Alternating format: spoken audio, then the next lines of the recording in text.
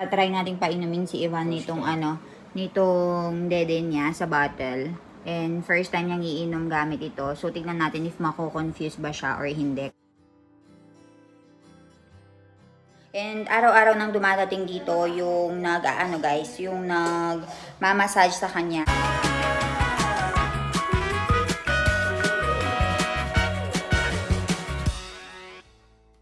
Morning everyone! So nakaligo na ako and our baby naligo na din siya. And araw-araw nang dumadating dito yung yung nag-mamassage sa kanya. And everyday nagbibigay kami ng 100 rupees. Actually sabi niya hindi daw niya kailangan ng everyday money. So iipunin daw niya every month para isahang kuhanan na lang. So ayun, dito talaga sa India meron silang culture ng pagmamassage.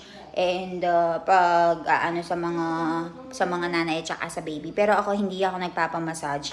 Ewan ko bakit. Wala pa silang mahanap na magmamassage sa akin. And tatanungin ko kung kailan ba dapat magmamassage yung nanay. Me, ekajwa wasupuchumi. Chokro massage challenge. Barabar. Maru mate kya challenge? તારી માટે તો પહેલેથી જ ચાલે. એટલે કે મારું નહીં કોઈ નહીં આવે. કોઈ નથી, કોઈ આવતું નહીં એટલે. We cannot find any person who will do massage. બાકી કેટલું મહિના સુધી ચાલે? મહિના 2 મહિના જ્યારે કરાય તા ચાલે. 1-2 મહિના.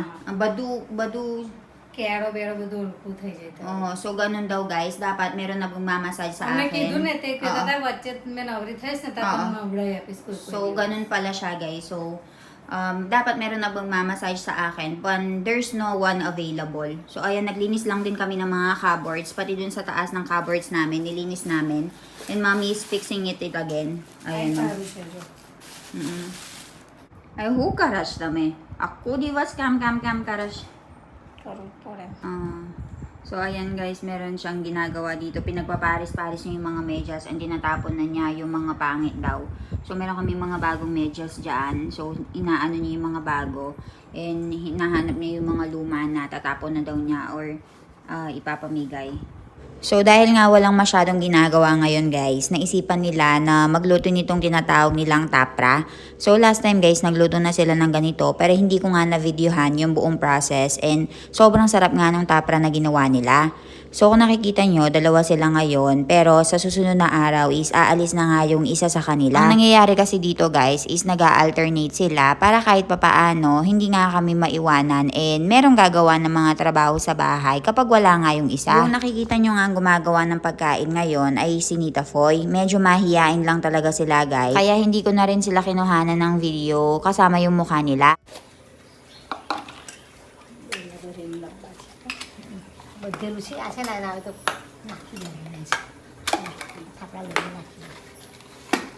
Kung nakikita nyo namang nagpupunas ng mga dishes guys o mga plato ay si Reka Foy. Pinsan nga siya ng father-in-law ko pero tinuturing na nga siyang parang tunay na kapatid dahil nga dito siya nagstay noong bata pa nga lang daw siya mula nung sanggol. Tapos dito na nga rin siya lumaki hanggang sa kinasal kaya naman ay malapit din siya sa amin. Matia. So busy si Nita Foy dito sa pagluluto nitong matia and si Reka Foy naman busy sa paglilinis nitong mga gamit-gamit.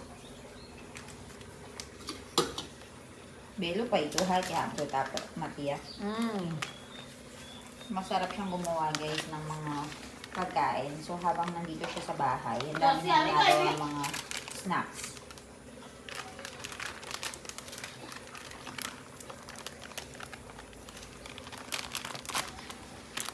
મઠિયાનો લોટ, અડદનો લોટ.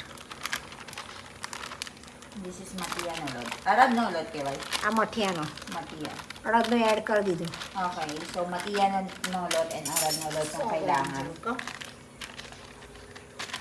ઘઉંનો લોટ લીધો. Gawin lot, 3 lot. 3 lot. Okay, 3 types of flour yung kailangan natin dito guys.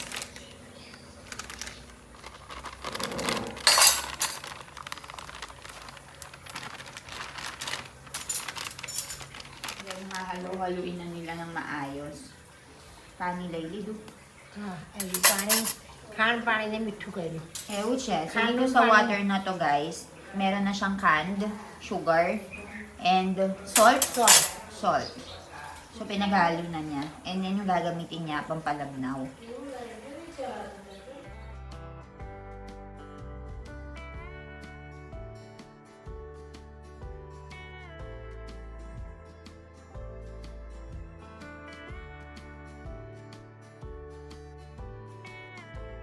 Ayan guys, lalagay na natin itong water na may kasamang salt and sugar. And then gagawa na siya ng dough out of dyan.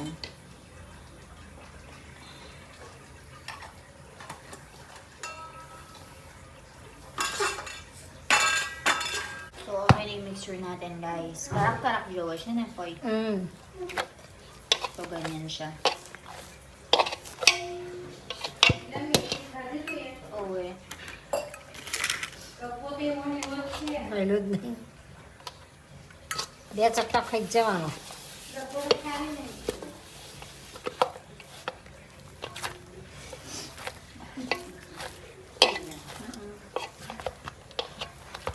After nun guys, ganito yung gagawin ni Nita Foy. Gagawa siya ng pahaba.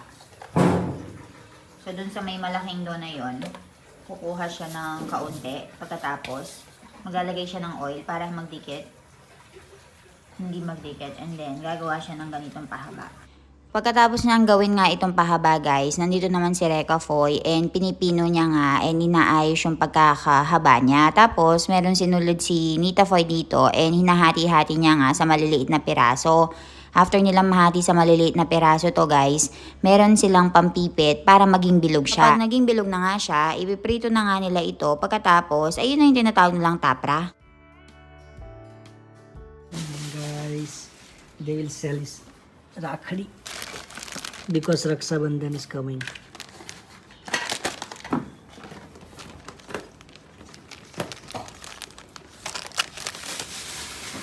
Different design. This is also money back plan. Sister will buy Rakhdi for 10, 15 peso, and then they will get thousands and thousands of from brother. So they was buying it. And Janu bought it already. Janu એકલી લીધેલી? Thank you. બધી થઈને 11 Janu bought 11 investment plan. Janu bought 11 Rakhdi for 15 peso per one, and then she will get, I think, 100% return. Oh, what 100%? Maybe 1000 or 2000% return.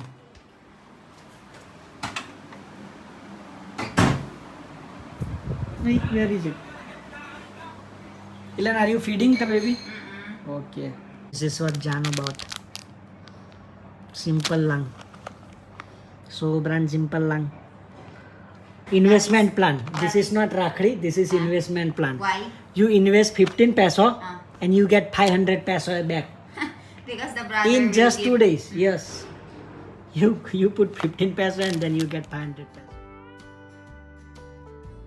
So, ayan guys. Try natin painumin si Ivan nitong dede niya sa bottle. And first time niyang iinom gamit ito. So, tignan natin if mako-confuse ba siya or hindi. Kasi nagpapa-breastfeed ako sa kanya. So, ngayon, meron akong na-pump. After breastfeeding, meron pa akong na-pump. So, try natin to sa kanya. Tignan natin kung ano yung magiging response.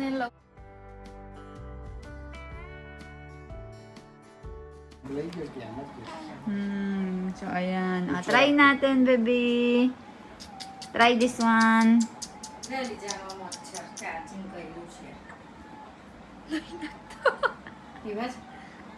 એ તો પહેલે દાડે તો એવું જ કરે પીવસ હવે બહાર કાઢી પહેલે દાડે એવું જ રહે ધીરે ધીરે પ્રેક્ટિસ આવે બહુ બધું દૂધ આવી જાય છે ને એટલે બહાર નીકળે છે Mehনত નહીં કરવું પડશે મને. ના હવે આવડી ગયો લઈ લીધું મોઢામાં Galing naman. Very good pala yung si Ivan. Very good siya, very good. Fatafat pati dyan si Jojo. Ayan guys, naubos niya. Not even 5 minutes, no, Jano? એને ઉકળતા પાણી જોવું પડે ઉકળતા Ay, tawa-tawa ka pa mo. Sabi, gang charash. ખુશ થઈ ગયો દૂધ પીને So, hi guys, finally, kakatapos lang uminom ng baby namin ng milk gamit nga yung bote and ayun, nagustuhan nga niya and natatawa nga kami sa expression niya kasi parang ay sa wakas hindi ko na kailangan mag hard work, hindi ko na kailangan pang mag-suck para makainom, parang ganon. Kasi kapag pinapakain ko siya, nasa mga 20-30 minute session yata kami kada isang kainan. Siya dun sa bottle na yon nasa 5 minutes lang yata, wala mang 5 minutes na ubos niya. Pero hindi naman namin lagi siyang papainumin ng ganon, guys. Ang reason talaga kung bakit lang namin pinatry is naalala nyo ba nung pinapainom namin siya gamit yung kutsara, napansin ko kasi na parang nasasamid siya, ganon, parang hindi niya nang maayos kasi nasasamid nga daw siya. So, tinanong ko yun sa doktor, dun sa kaibigan ni Milan na pedia. Tinanong ko kung pwede ba namin gamitan ng bote na lang, hindi na kutsara. Pero alam nyo ba dito, usually, nire-recommend talaga nila na kutsara. Pero dahil nga nasasamid yung anak ko, sabi naman ng doktor na tinanong niya nga ako, nagde-ready na ba siya sa'yo? Kung nagde-ready na siya sa'yo, pwede mo na siyang ibote kasi hindi na nga siya mako-confuse. Ang pinaka main reason nga daw kung bakit ginagamitan ng kutsara yung mga bata, yung mga newborn babies, kasi hindi pa sila pinapadede ng mga magulang nila. So, kapag una daw na binigay mo, imbis na kutsara is bote na agad, parang maninibago daw yung baby mo and hindi na siya dededi sa'yo. Pero ang case kasi namin, guys, is una, kutsara yung ginamit ng mga biyanan ko, di ba? Tapos, after ng kutsara, nagpa-breastfeeding ako. So, ayun, natuto na siya kung paano mag-breastfeeding. So, nagkaroon na kami ng go signal kung pwede na bang gumamit ng bote. Kasi, sa totoo niyan, nabasa ko nga din yung mga sinasabi nyo na syempre na baka masamid yung bata, ganyan. Natatakot din ako kasi yung position nga ng pagpapakain nila, napansin ko nga din yun. So, ayun, sinabi ko nga sa asawa ko na kung pwedeng magbote na lang.